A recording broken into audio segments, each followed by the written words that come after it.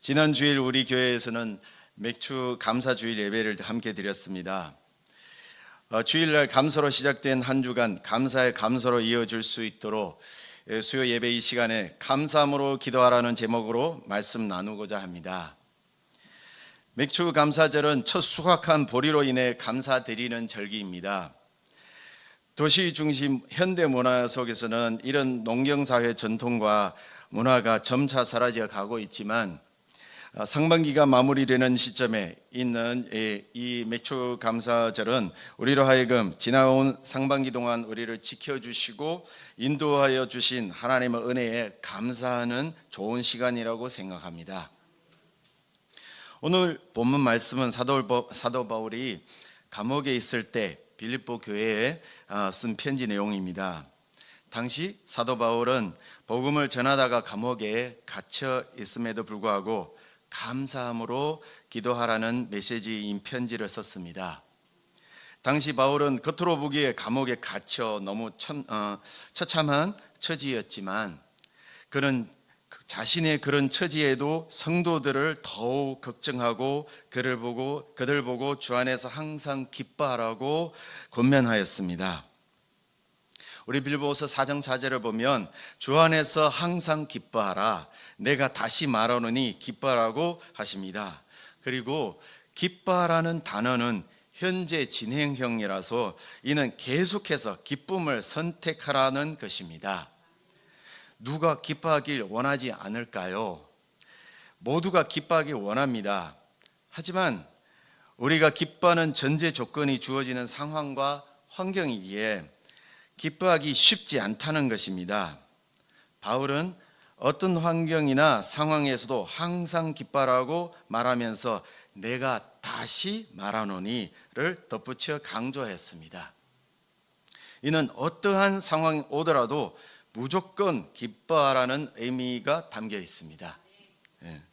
여기에서 자신의 형편을 바라보며 기뻐하는 조건을 찾는 게가 아닌 모든 것을 주관하시는 주님을 바라보며 기뻐하라는 것입니다. 사도 바울은 한 단계 더 어려운 요구를 하였습니다.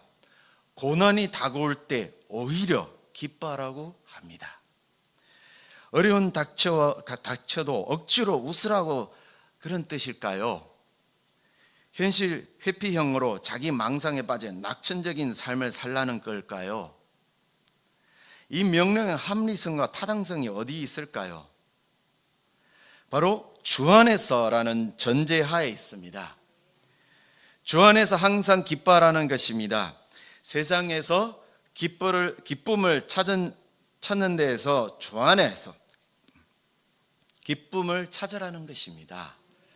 전에 세상에서 기뻐했다면 이제는 주 안에서 기뻐해야 하는 것입니다. 사도 바울은 주님을 만나기 전에는 자기 자신의 A를 내세운 사람이었습니다. 자신이 가장 옳다고 믿고 본인이 판단대로 밀고 나갔던 사람입니다. 그가 예수 부활을 믿는 기독교인들을 감옥에 잡아 넣으려고 다메섹으로 가는 길에서 예수님을 만났습니다. 그때로부터 사도 바울은 자신이 지금까지 기쁨과 만족으로 삼아왔던 것들을 해로 여기었고 로마 시민군, 바리새인이란 지도층 특권, 박식한 지식 등을 심지어 배설물로 여겼습니다. 주 예수 그리스도를 만난 후에 오로지 예수 부활 복음을 전하는 전도자로서 표대를 향하여 모든 것을 바쳤습니다. 그리하여 복음 전하는 사명을 감당하는 것을 그의 최고의 기쁨으로 삼는 것입니다. 우리가 고속도로로 판교로 지나갈 때 8층 건물에 눈에 띄는 현수막을 항상 그는 우리를 교회를 볼 수 있을 겁니다. 이는 김양재 목사님이 인도하는 교회인데요. 큐티로 유명하여 매일 아침 극동방송에도 큐티 시간을 전하고 또 CBS도 출연하곤 했습니다. 그분은 4대째 모태신앙으로 태어나서 서울대 피아노 전공으로 졸업하고 남부럽지 않는 부유한 장로님 집안의 아들인 산부인과 병원 원장인 의사와 결혼하였습니다. 주변 사람들도 본인 자신도 이렇게 물질적으로 풍족하고 신앙도 있는 가문에 시집을 가서 행복할 것이라고 생각했습니다.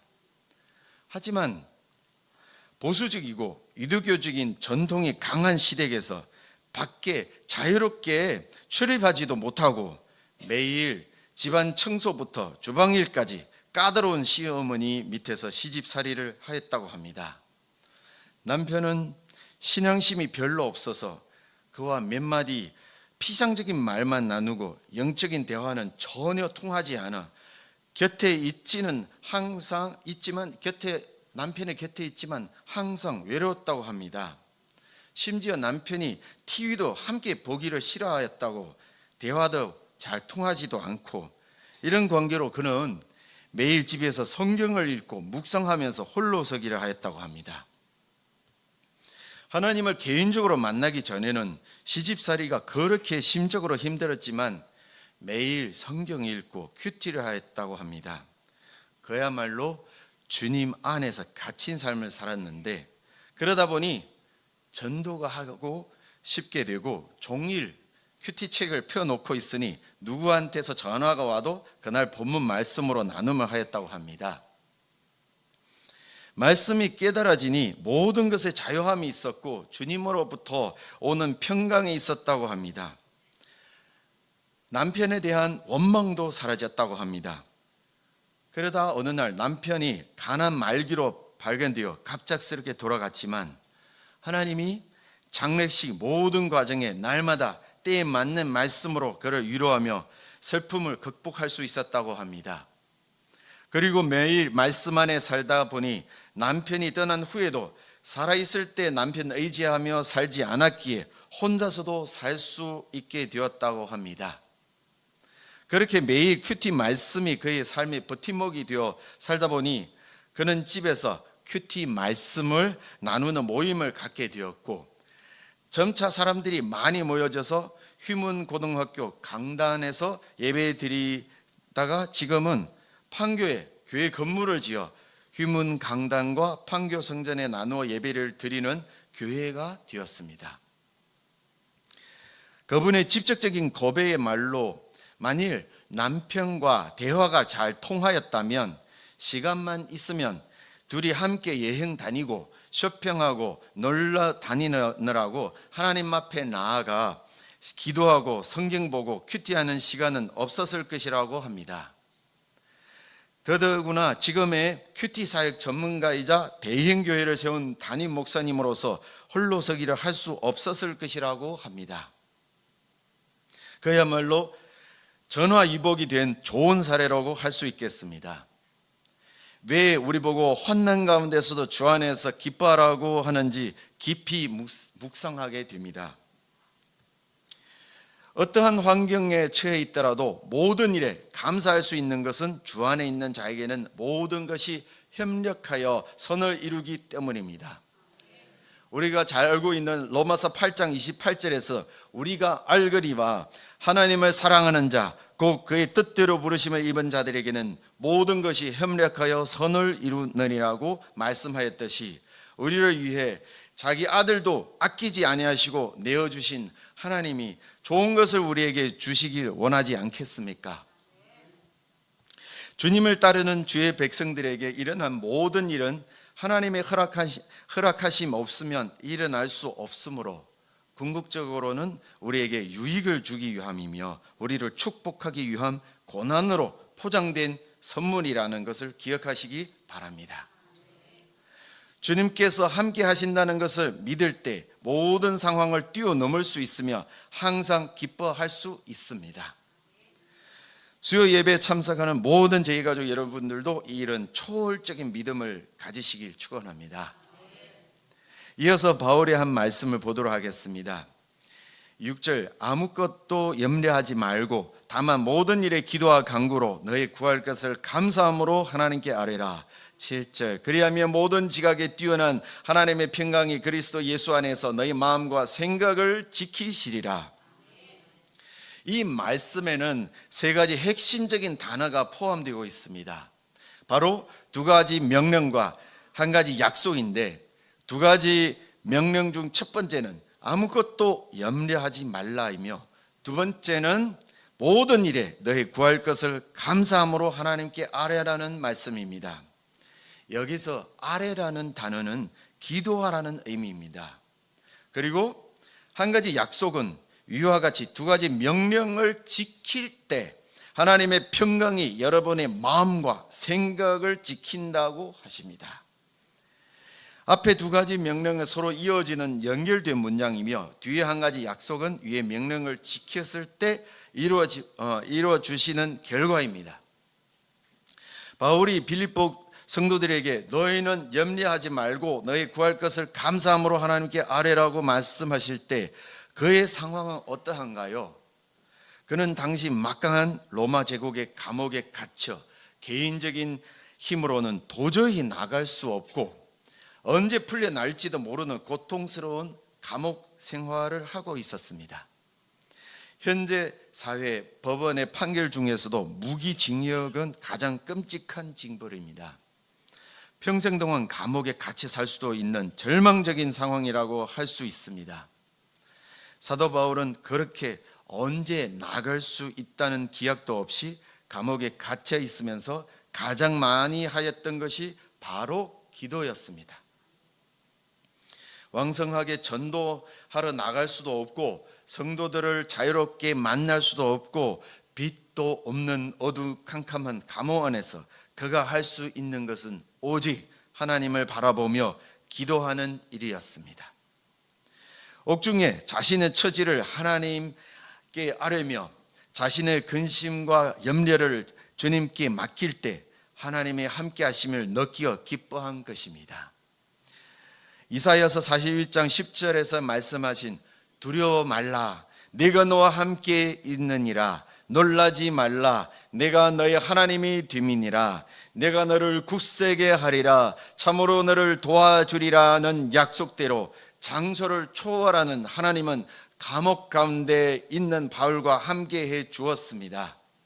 이로써 그는 감옥에서도 낙심하지 않고 오히려 밖에 성도들을 위로하면서 너희는 염려하지 말고 너희 구할 것을 감사함으로 하나님께 아뢰라고 권면하였습니다. 우리의 형편을 다 잘 아시는 하나님께 우리도 우리의 염려와 걱정을 맡기시길 바랍니다. 옥중에서도 감사함으로 하나님께 아뢰는 바울과 같이 우리에게도 하나님이 고난과 고통을 이길 수 있는 힘과 능력을 주시고 기쁨이 넘치도록 하실 것입니다. 그렇다면 이번에는 바울 서신을 받아보는 빌립보 교회의 성도들의 상황을 살펴보도록 하겠습니다. 바울이 쓴 빌립보서 3장 2절에 보면 개들을 삼가고 행악하는 자들을 삼가고 몸을 상해하는 일을 삼가고 말씀하였습니다. 이어서 빌립보서 3장 18절에 보면 내가 여러 번 너희에게 말할거니와 이제는 눈물로 흘리며 말하노니 여러 사람들이 그리스도의 십자가의 원수로 행하였느니라고 말씀하였습니다. 악을 행하는 개들이 있다, 십자가의 원수가 있다는 심한 표현들을 사용하였는데 과연 교회가 어떤 상황에 처해 있길래 이런 심각한 표현들을 사용하였을까요? 기록을 보면 빌립보 교회 교인들은 당시 동족인 유대인들을 심한 핍박을 받고 있었으며 심지어 목숨까지 위태로운 상황이었습니다. 그런 상황인 그것을 아는 사도 바울이 빌립보 교회 성도들을 보고 권면하는 말씀이 환난 가운데서 하나님에게 감사라고 가르치었습니다. 참으로 쉽지 않는 일이라고 할 수 있으며 거의 불가능한 행동이라고 할 수 있겠습니다. 그리고 바로 이어서 아무것도 염려하지 말고 모든 것을 위해 기도하라고 가르칩니다. 이곳에 염려라는 단어의 헬라어 원어를 보면 메림나테인데 이 단어의 어원은 나누다라는 뜻의 동사와 마음이라는 뜻의 명사가 합쳐진 단어입니다.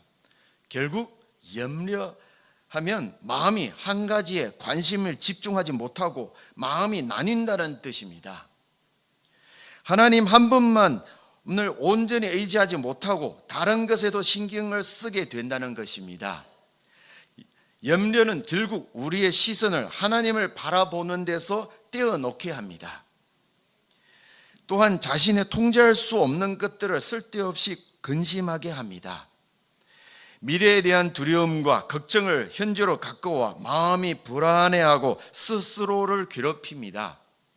성경은 여러 곳에서 반복적으로 염려하지 말라고 말씀하십니다. 예수님은 특히 인생에 대해 염려하지 말라고 강조했습니다.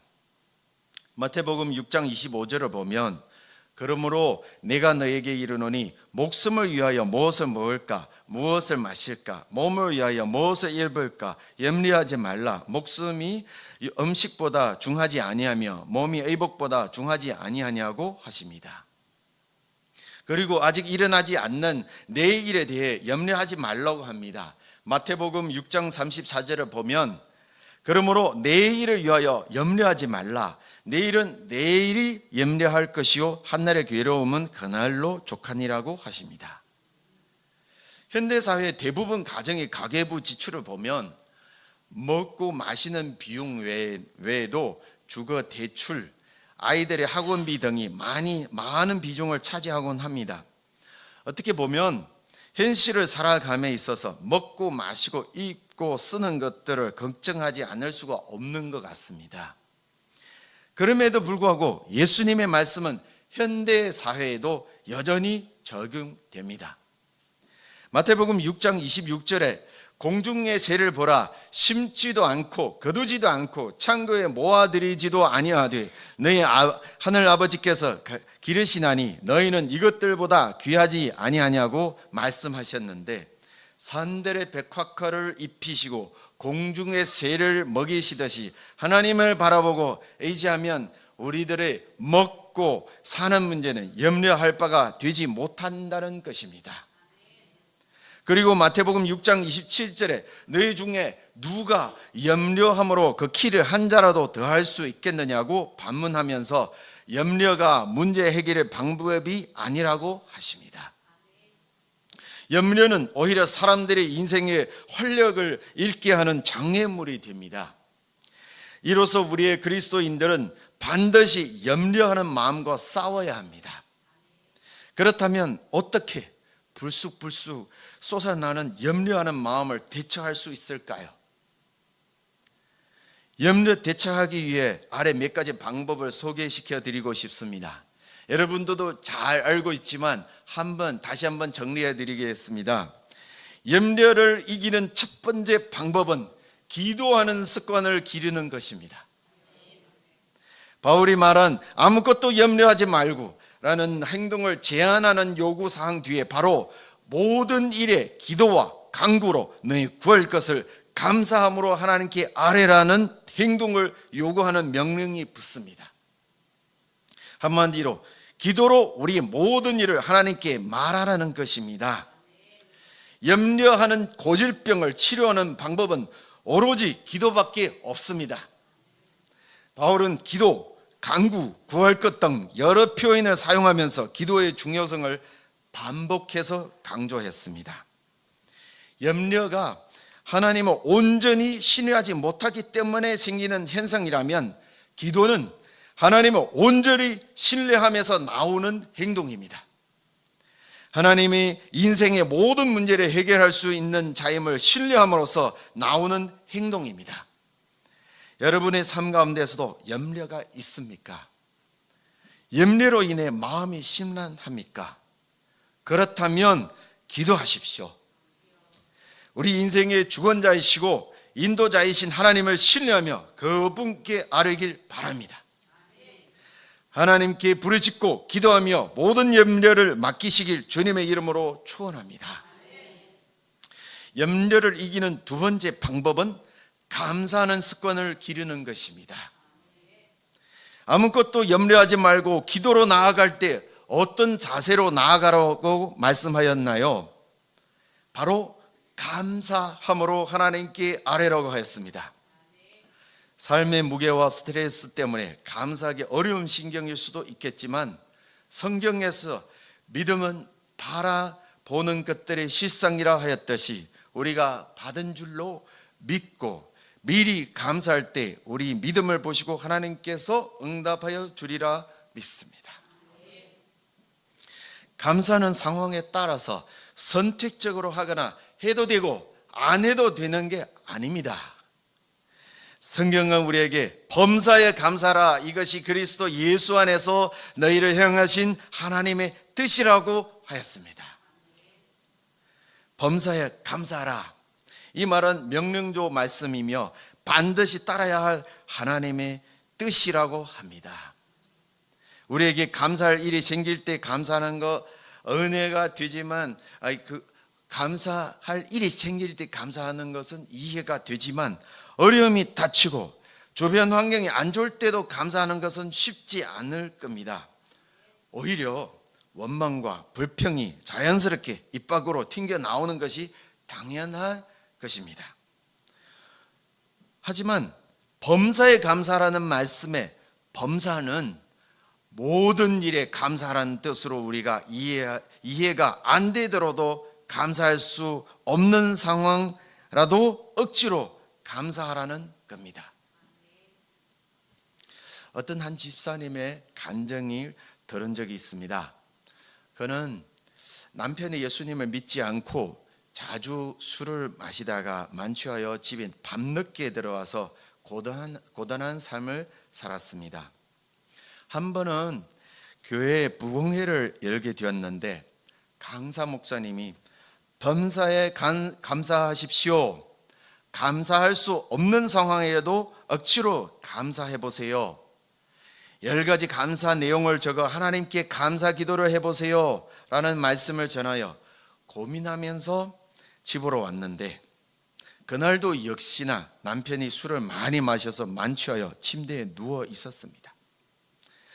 그 상황을 보며 더욱 서러움이 붙받쳐 털썩 주저앉아 하나님께 기도하였습니다. 하나님, 이 술주정뱅이 남편 때문에 괴로워서 죽겠는데 뭐가 감사할 게 있겠습니까? 라고 기도했습니다. 그런데 울며 기도하는 가운데 성령님이 감동을 주어 10가지 감사할 거리가 생각이 났습니다. 첫 번째, 매일 술이 많이 마시고 늦게 집에 와서 코 골고 자는 남편이 짜증나지만 외롭게 과부가 되지 않게 해서 감사하고,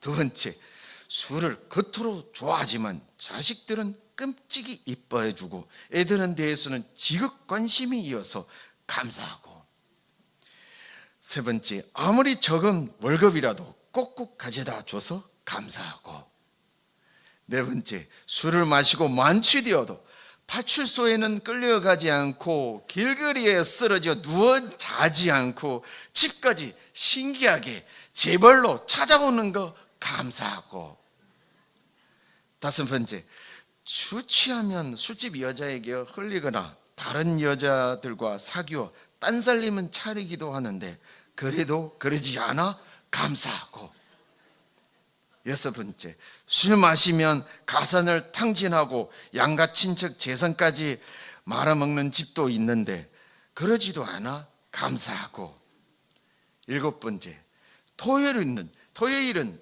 일 마치고 술을 더 엄청 마셔서 주일에는 쿨쿨 늦잠 자서 교회 나오는데 불편함이 없이 하고 집까지 지켜줘서 감사하고, 아홉 번째, 매일 술을 퍼마시고 술병이 산높이를 쌓았지만 아직 강경화나 간암에 걸리지 않아 감사하고, 열 번째, 앞으로 하나님께서 술 안 먹고 사는 좋은 남편으로 만들어 주시리라고 믿고 미리 감사합니다. 이렇게 10가지 감사 내용을 놓고 기도했습니다. 마음에 10가지 감사 내용을 생기자 남편 바라보는 눈도 대하는 태도도 조금씩 바꾸었습니다. 남편이 또 술 취하고 늦게 집에 온 날 그녀가 더 이상 속상하거나 화내지 않고 아침에는 또 일찍 일어나 해장국까지 끓여주면서 밥상을 차려주었습니다. 남편이 어리둥절해서 해장국을 먹고 출근했는데 한 번만 그렇게 한 것이 아니라 연이어 며칠 그렇게 해주었습니다. 그래서 그의 남편이 궁금해지기 시작했습니다. 어떤 일이 벌어지고 있나요? 왜 이렇게 하는 거예요? 어느 날 저녁에 퇴근 후에 술을 마시지도 않고 일찍이 집에 들어왔습니다. 도저히 참을 수가 없겠다는 것이죠. 그리고는 질문하였습니다. 내가 며칠 전 술 먹고 늦게 왔는데 왜 옛날처럼 화내지 않고 아침에 해장국까지 끓여 주었어? 라고 물었습니다. 그녀가 자기 교회에서 들은 설교 내용을 얘기해 주면서 자신이 기도할 때 할 성령님이 10가지 감사 내용을 생각나게 했다고 하였습니다. 그래서 더 이상 화내지도 않고 아침에는 해장국까지 끓여준 것이라고 하였습니다.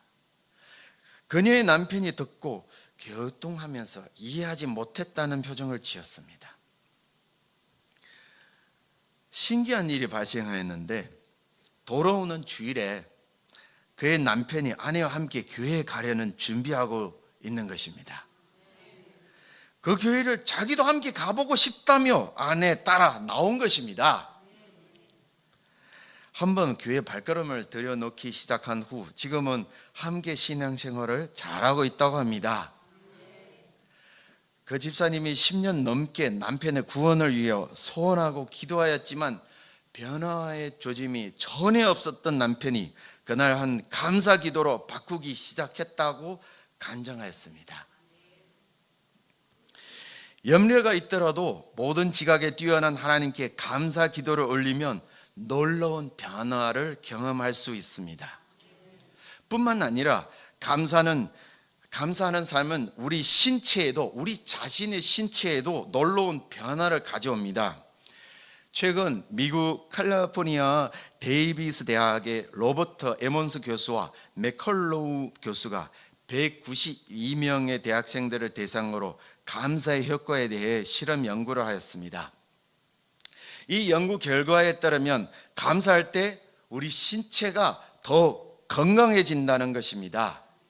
우리 뇌의 왼쪽 전두엽피질은 사랑, 공감, 낙관, 열정, 활력과 같은 긍정적인 감정을 느낄 때 반응하는 부위인데 감사할 때 이 부위가 활성화되어 좋은 호르몬을 분비하면서 긍정적인 감정을 유발한다고 합니다. 심지어 감사하는 마음만 품어도 심장 박동수와 뇌파수가 서로 공명하며 안정감 있는 심리 상태를 만들어 준다고 합니다. 또한 감사할 때 뇌에 흐르는 혈액량이 증가되고 소뇌에도 혈액이 충분하게 공급되어 혈액순환이 원활히 되고 좋은 엔돌핀도 분비되어 면역력이 증대된다고 합니다. 생리학적으로 스트레스 완화제 역할을 하여 화, 분노 등 불편한 감정을 덜 느끼게 해준다고 합니다. 한마디로 감사는 우리의 몸과 마음을 더욱 건강하게 해주는 겁니다. 또 다른 연구에 따르면 감사 일기를 쓰는 사람은 그렇지 않는 사람에 비해 행복 지수가 높다는 것을 발견하였습니다. 뿐만 아니라 감사하는 감정을 느끼는 사람은 수면, 노동, 운동 등 여러 면에서 효율이 높고 타인에 대해서도 친절과 기꺼이 돕고자 하는 태도를 보이며 본인 스스로도 행복하다고 느낀다고 합니다. 왜 하나님이 우리들을 감사라고 명령하시는지 이해가 됩니다. 결국 우리를 힘들게 하는 게 아니라 우리가 더 건강하게 행복해지기를 원하는 마음에서 비롯된 것입니다. 우리 모두 과거에 주신 하나님의 은혜에 대해서는 감사하고 아직 일어나지 않는 미래의 불확실함에 대한 걱정과 염려는 내려놓고 기도로 맡기시길 바랍니다. 기도로 염려의 마음을 감사하는 마음으로 바꿔놓길 바랍니다. 하나님께 맡기며 감사하는 거룩한 습관을 갖길 바랍니다. 그리하면 모든 지각에 뛰어난 하나님의 평강이 그리스도 예수 안에서 너의 마음과 생각을 지키실 것입니다. 모든 상황을 초월하는 평강을 하나님이 주실 것입니다. 이는 아무것도 염려하지 말고 모든 것을 위해 기도하면 따라오는 결과입니다. 바울은 하나님 우리가 간구하는 것에 대해서 모두 응답해 주신다고 말하지는 않았습니다. 하나님의 평강이 그리스도 안에서 마음과 생각을 지키신다고 말씀한 것입니다. 이는 그 어떤 기도 응답보다 그리스도 안에서 누리는 평강이 더욱 소중하다는 것을 알려주는 것입니다. 마치 파수꾼이 성읍을 안전을 지키기 위해 초소의 위치를 벗어나지 않는 것과 같이 군대, 수비대들이 요새를 보호함과 같이 기도하는 자들의 마음의 문밑장을 지켜준다는 것입니다. 하나님에게 감사함으로 기도할 때 우리의 생각과 마음을 지켜주십니다. 걱정과 두려움의 공격으로부터 우리의 마음을 보호해 주십니다. 그리하여 하나님의 평강을 누리게 하십니다. 우리 모두 어떠한 환경 가운데서도 그런 하나님의 평강을 누리길 바랍니다. 오늘 말씀을 마무리하도록 하겠습니다. 염려는 마음이 나뉘어지는 것으로 마음의 평강을 앗아가고 마음의 평강이 없다면 기쁨도 없어집니다. 이 세상 살면서 여러 가지 염려가 자연스럽게 생기겠지만 기도와 간구로 하나님께 감사함으로 아뢰어 염려를 이기길 바랍니다. 맥주 감사절을 계기로 우리 모두 감사의 습관을 기르길 바랍니다. 감사의 어떤 상황 가운데서도 비록 아무런 긍정적인 변화가 없더라도 믿음으로 미리 감사하길 바랍니다. 그리하여 하나님께서 주시는 참된 평강과 기쁨을 누리는 우리 제가족 여러분들이 되시길 진심으로 소망합니다.